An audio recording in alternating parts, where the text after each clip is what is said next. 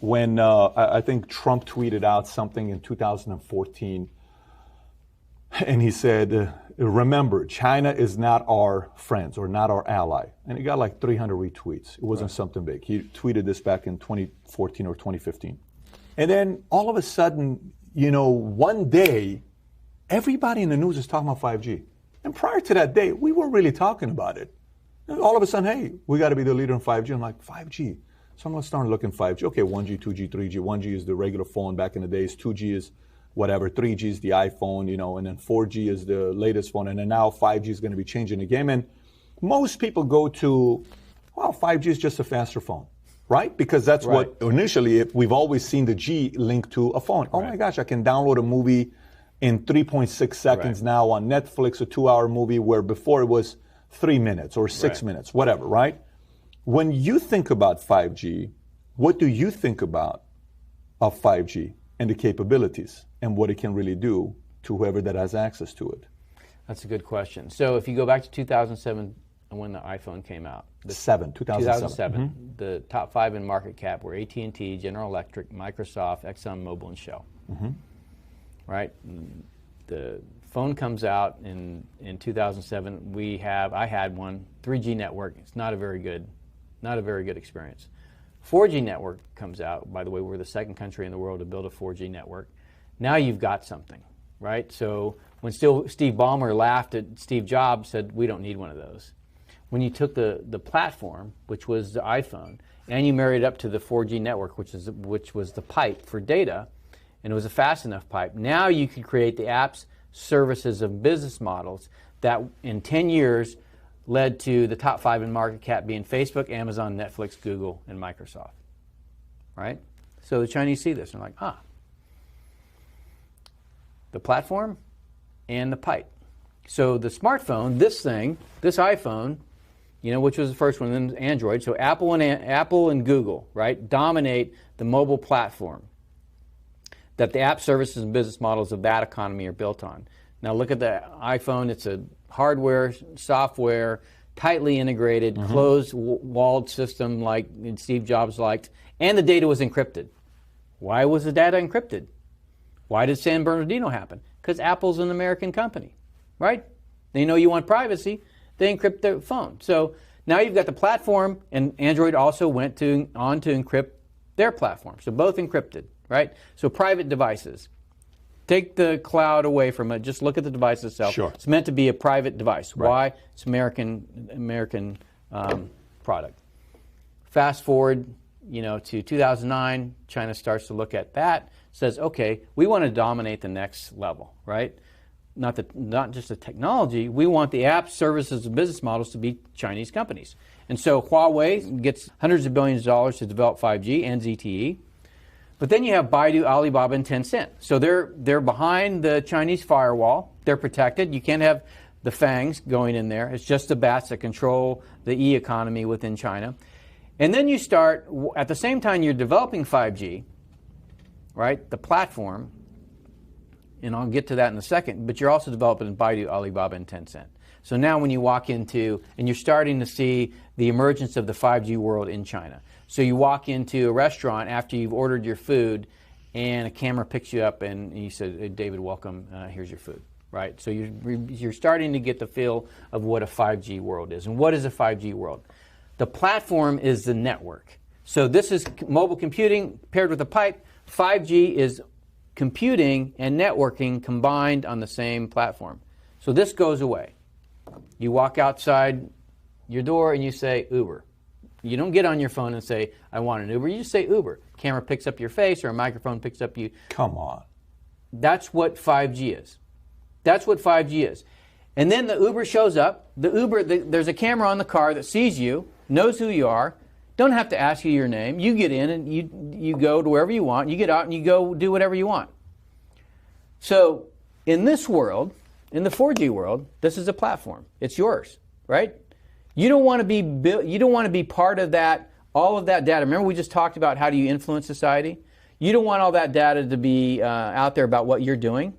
Just don't carry one of these, right? Just opt out. In a 5G world, you cannot opt out. Who owns the data? This, you could conceivably say, you lease the data on here you own. If you're getting Google services, you don't own that data. But in the 5G world, not only can you not opt out because it's built around the city, it's not in your phone anymore. Not only can you not opt out, you don't know who owns the data. Everything that you do can be watched. And for every person by 2022, there's going to be,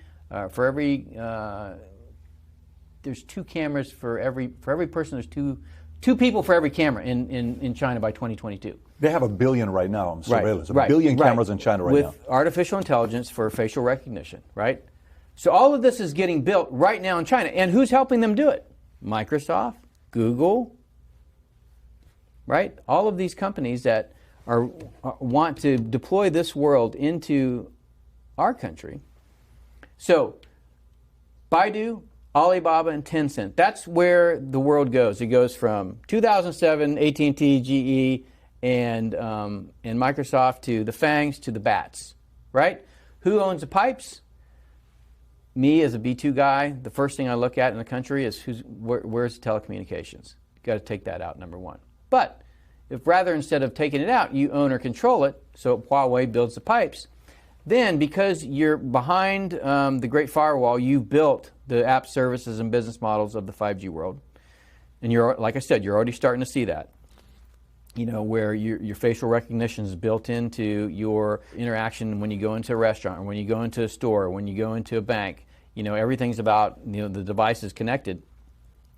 Then as you build the network, then those proliferate. So 4G network, 10,000 devices per square mile. 5G network, 3 million devices per square mile.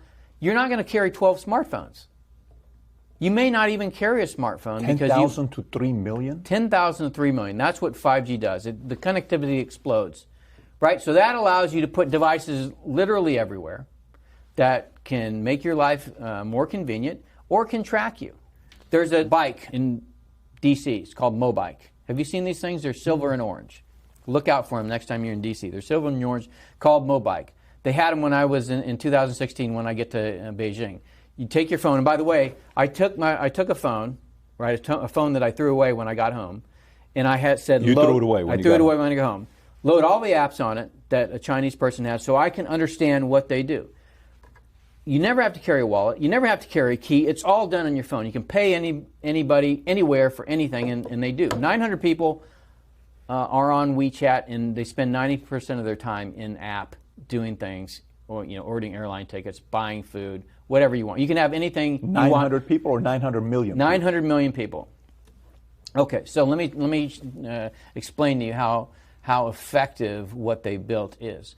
I have one of the guys working for me on one of these Mobikes. Now, the Mobike it's just parked there in the street with a lock on it. You go over, you hit a QR code on your phone, it unlocks the bike, you get on it, you ride it, and you lock the bike. Okay, so where does that data go? They know it's you. You got on that bike, you went 2 locations, okay, or you went to a location, so that data is available. So I have one of my guys, he gets on a Mobike, rides somewhere, has his iPad in the basket, gets off the bike, comes back to the embassy, and realizes, I forgot my iPad. Goes into the regional security office and says, I forgot my iPad and my bike. Calls a local public security bureau, and those guys call the guy that's got his iPad on his phone, on his cell phone, and say, can you bring the iPad back to the embassy? That's how wired Beijing is right now.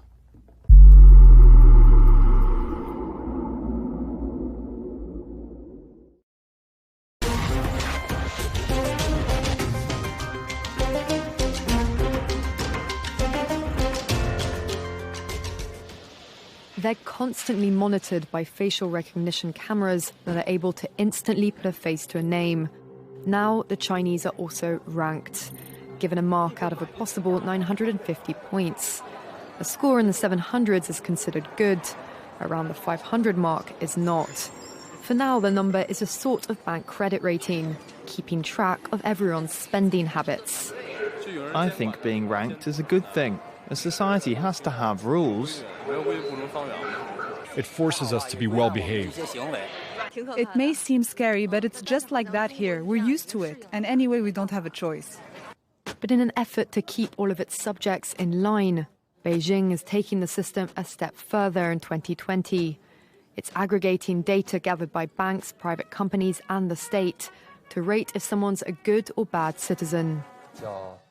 By using the most data possible, the so-called big data, the system will play an important role in rebuilding a moral society. The state will go over every detail of a person's life with a fine-tooth comb. Their financial situation, spending habits, career, even behavior on social media.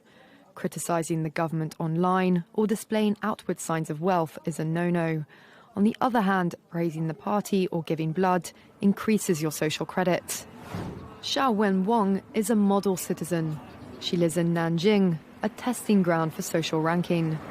Married with a child, she has a job in a retirement home, no debts, and she wouldn't dream of jaywalking. As a good citizen, I respect the rules of the road. If I didn't, I'd lose points on my social credit. In theory, everything can be taken into account in the social score, even the most innocuous errands like supermarket shopping. When Xiaowen Wang makes an electronic payment, her purchases tell the state a lot about her. Buying cigarettes would count against her. On the other hand, nappies show she's an attentive mother. Beer could indicate alcoholism. She'd be better off buying water. In this pilot city of 8 million people, there are only 18,000 model citizens. For Xiaowen Wang, there are perks to be had, such as paying half price for the bus. I get discounts for all public services, even at museums. And the library is free for me, thanks to my score. A good score brings benefits, but people with low scores lose rights.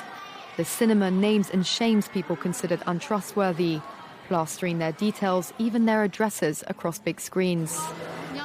It's a matter of principle. Those people have to be condemned.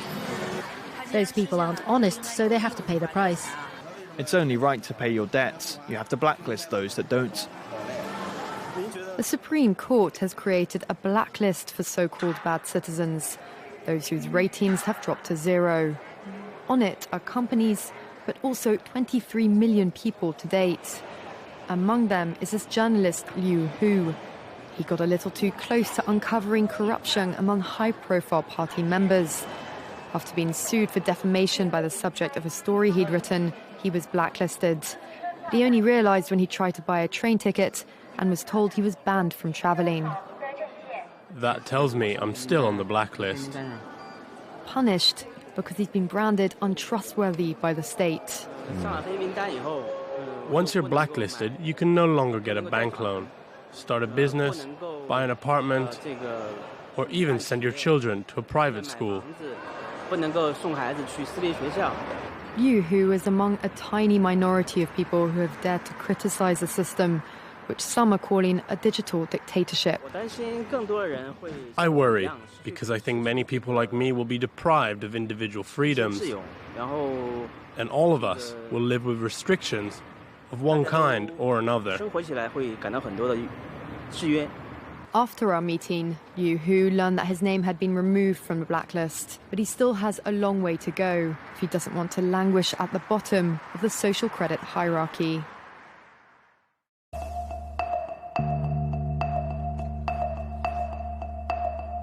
So, picture your life in a place where everything you do, what you buy, how you behave, is tracked. The government gives you a score, and the score is a measure of how trustworthy you are as a citizen and determines what you're allowed to do, like ever. Boarding a train, getting a mortgage, all goes back to this score. It's called social credit. It sounds like that show Black Mirror, but it's actually happening in China. So how does that change you? Does it change you? What does your life look like when your every move is watched? The system's eyes are in big data, artificial intelligence, and roughly 200 million surveillance cameras.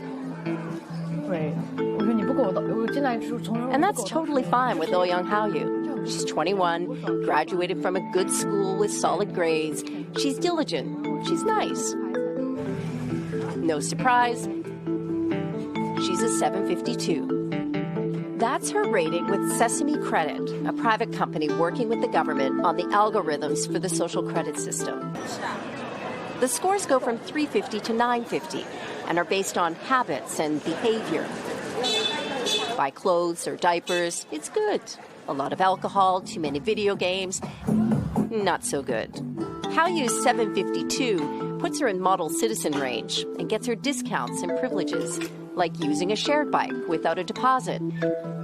She likes it. Her friends do too. They all have pretty high scores. It's a mechanism like pushes you to become a better citizen, to build on the trust, especially on the Chinese market.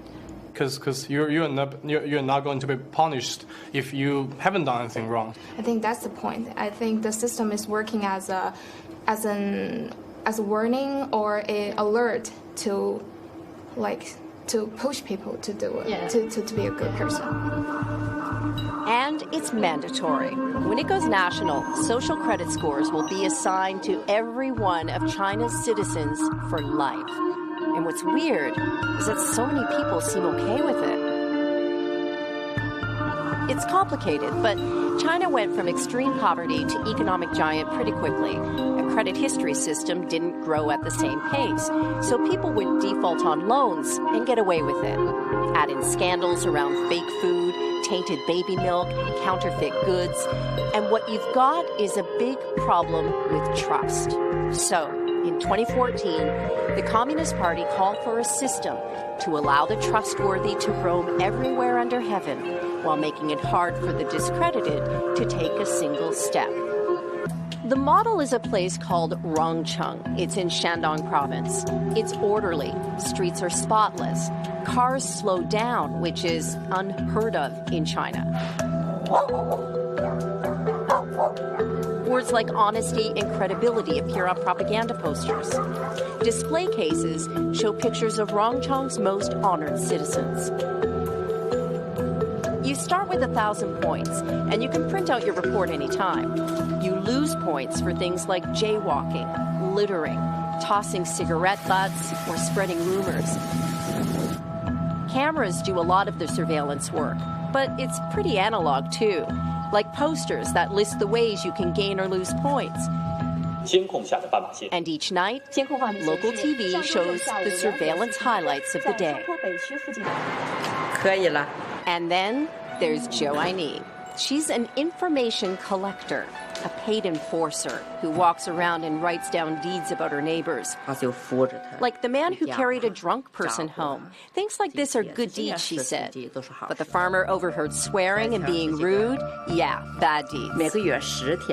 Her quota is 10 a month. She likes the work, thinks the city's better for it. The thing about the social credit system is that there isn't one single system, not yet. Different places have different rules. So what do you do if you have bad social credit? Well, for one, you talk about it on Weibo, which is like Twitter. There are forums for discredited people to vent and get advice.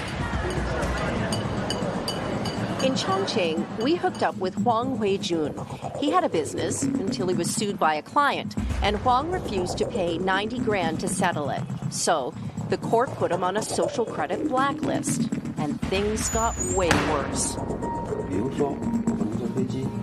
He explains that being blacklisted means he can't buy airplane or train tickets. When he tries, a message pops up saying he's discredited. By the end of last year, blacklisted people were blocked from booking 23 million flights and 5 million high-speed train trips. And the list goes on. Being discredited makes it hard to get a job, a loan, a hotel room, or put kids in certain schools. Then there's the public shaming. Photo galleries of blacklisted citizens. There's even an app that shows who around you is in debt. In China, being monitored is nothing new. But algorithmic surveillance makes it possible to collect data to build detailed profiles of people, especially the ones not loyal to the government. Of all the video surveillance cameras on the planet right now, nearly half of them are in China. Are people bothered by privacy concerns? So we think a lot of cameras keep the safety is really good things. A lot of people, we can accept it. And cameras are getting smarter. So the information that comes up from my image identifies that I'm female, middle-aged, talks about whether I'm wearing glasses, the shape of my face. AI is taking them next level. They can do more than just see. They actually understand who they're seeing. So at what point can the technology know too much? Does it already? Most time, people don't care about it. But if the technology learns too much, for example, cross the red line, it's not very good. How far off are we from needing to draw those red lines? It's very hard to say. I think maybe decades, I mean 10 years or 20 years, 15 years, maybe. That's not very long. Yeah. It's coming. It's coming. And where does it all go?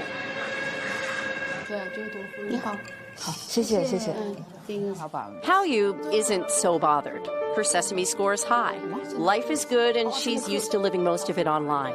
Soon, her education and medical records and any run-ins with the law will factor into her social credit score. And wherever she goes, someone will follow and ask, who can you trust?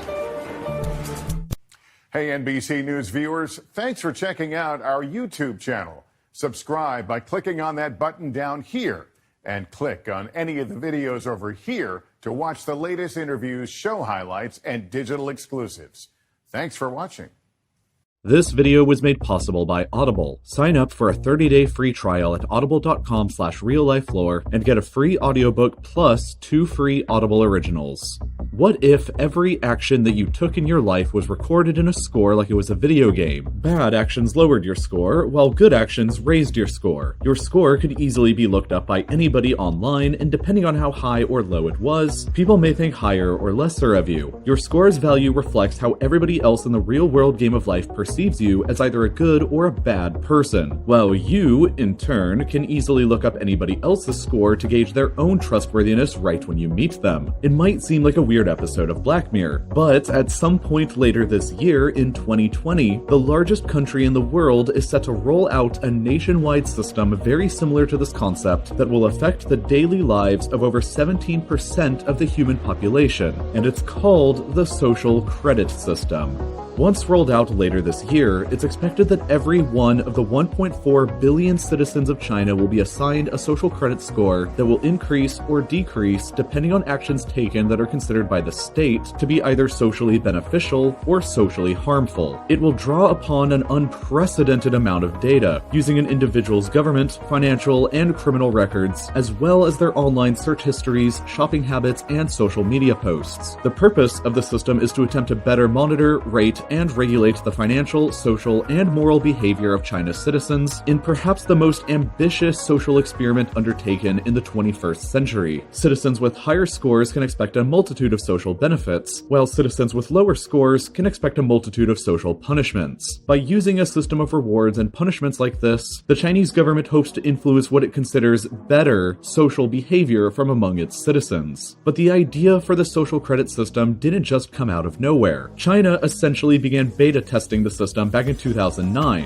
when it began authorizing regional cities across the country to launch their own pilot systems. Over 42 of these systems are currently in operation across China, but each one is different and unique from every other system, and most don't even use an individual scoring number. So something you might do that would negatively affect your standing under the Beijing system might have no effect under the different system in Shanghai, or vice versa. The different regional systems in operation today have different criteria for what are considered positive or negative actions, and different rewards and punishments, so it's really difficult to generalize the system as it stands today, and it's difficult to predict what the final nationwide system will look like that Beijing finally decides upon. Overall, the central government of China has been analyzing these regional pilots for years now to see what works and what doesn't work for when they launch the nationwide system later, which is tentatively scheduled to be later in 2020. The nationwide system might include everything everything from all the regional pilots, it might pick and choose certain parts from different systems, or it might include almost nothing at all from any of them. We just won't know until China reveals more details later. However, there is plenty of room for some extreme speculation. So, here is a potential preview of everything that might be included from examples across all of China's current regional pilots. So, based on the various systems already in place, activities that could supposedly increase your social credit score once the nationwide system is in place would be things like donating blood, paying your bills on time, donating to charity, signing up for volunteer work or community service, taking care of elderly family members, or being a model employee at work, along with more, weird activities, like publicly praising the Chinese government on social media, or assisting the government authorities with cracking down on political dissenters or religious dissidents. But what I find a lot more interesting than the activities that can raise your score, though, are the various fun activities that can lower it. Under the current regional pilot in the city of Suzhou, getting caught cheating in online video games will negatively affect your social credit score. It's also been speculated that playing what the government considers to be an excessive amount of video games will also hurt your score. So here's a big F to all the gamers in China if that ends up finding its way into the final system. Other things that can negatively affect your score that might find their way into the final system include things like participating in anything on this list of groups that China considers a cult, an insincere apology in court for a crime committed, spreading false rumors or fake news on the internet, posting anti-government messages on social media, not visiting your aging parents frequently enough, participating in protests against the Chinese authorities, paying your bills late, blasting loud music on public transportation, which, to be fair, is actually kind of reasonable, but also things like ordering takeout without picking it up, or scheduling something like a doctor's appointment or a hotel reservation and not showing up, along with other things like not sorting your waste properly or committing traffic violations like jaywalking or running a red light. Currently, under the systems in Shanghai and Jinan, a citizen's score can be lowered for walking their dog in public without a leash or for not picking up their poop. If enough of these dog-related transgressions take place, the city can legally take your dog away from you and you can get slapped with up to a 5-year ban on owning any other dogs. And this leads us into the bizarre world of potential rewards and punishments. A higher score can potentially lead to some pretty great benefits like priority admissions for universities, priority resume viewings by employers, cheaper public transportation, free gym access, shorter wait times in hospitals and government agencies, discounts at hotels, and potentially generous tax breaks, among other things. Punishments, on the other hand, for lower scores can include some pretty ridiculous things, like being placed on a flight and high-speed train ban, and potentially a ban on public transportation in general, which, along with a ban on getting an exit visa, effectively traps the recipient into being a modern-day serf unable to leave their land. Other punishments include an ineligibility to hold government jobs, losing access to private schools or universities, losing access for children attending private schools or universities, being restricted to only a low-speed internet connection, a ban on renting hotels, and the weirdest of all, potentially becoming the subject of extensive public shaming campaigns. Lower score citizens may have their photos and ID numbers placed on big LED screens at busy public intersections or displayed on movie screens at theaters before the movie plays, like a weird kind of ad where you're supposed to laugh at real people. But Chinese social media companies are also helping the government out with this. In the city of Nanning, the social media app Douyin, basically the Chinese version of TikTok, partnered up with the local courts to broadcast pictures of people with low social credit scores in between videos, while China's biggest dating app, called Baihe, has already begun allowing users to publish their social credit scores inside of the app, which leads to the implication that higher scored people will do better in online dating versus people with lower scores. China is already preparing a massive investment into nationwide surveillance to help assist the system once it's finally rolled out. In 2019, it was estimated that there were already over 200 million CCTV cameras in operation by the Chinese government across the country for surveillance purposes. But by the end of 2020, that number is expected to skyrocket to well over 620 million cameras nationwide, almost enough for one camera for every 2 people in the country, many of which will be equipped with new facial recognition technology that will potentially be able to catch somebody doing something in public, like jaywalking and lowering their social credit score. And as of June 2019, China has already denied 26.8 million airline tickets and 6 million high-speed rail tickets to individuals in the country who have too low of a standing under the current regional systems. And it's not just individuals that China is potentially planning on assigning scores to, but entire corporations might get their own individual scores as well. Corporations in good standing under the system will receive things like tax breaks, while corporations in poor standing will get harsher, increased tax rates. And as the 2020 deadline approaches for the launch of the nationwide system, it continues to remain largely under development. We know that the system will be in place only in mainland China. The special administrative regions of Hong Kong and Macau will be exempt. But other than that, we'll have to wait and see what China announces. And so far, China has remained silent. But if you're impatient and you want to hear more about what life could really be like under a weird dystopian future, you should check out George Orwell's 1984. And like so many other great books, 1984 is available as an audiobook on Audible, so you can listen to it wherever and whenever. I find that listening to books helps me fit a lot more in, and it helps things like commuting to work or cleaning my apartment become a lot more fun. Listening to more educational audiobooks is a great New Year's resolution for 2020, but no matter what your own resolutions are, there are thousands of audiobooks on Audible to help guide you. Best of all, though, is that you can sign up for free right now at audible.com/reallifelore or text Real Life Lore to 500 500 and download 1984 or any other audiobook of your choice for free, along with 2 Audible originals also for free. And if you manage to finish 3 audiobooks by March 3rd this year, you'll also get a free $20 Amazon credit. So start your new decade right with 3 free audiobooks, and if you finish all 3, get another free $20 Amazon credit reward for a bonus. And as always, thank you for watching.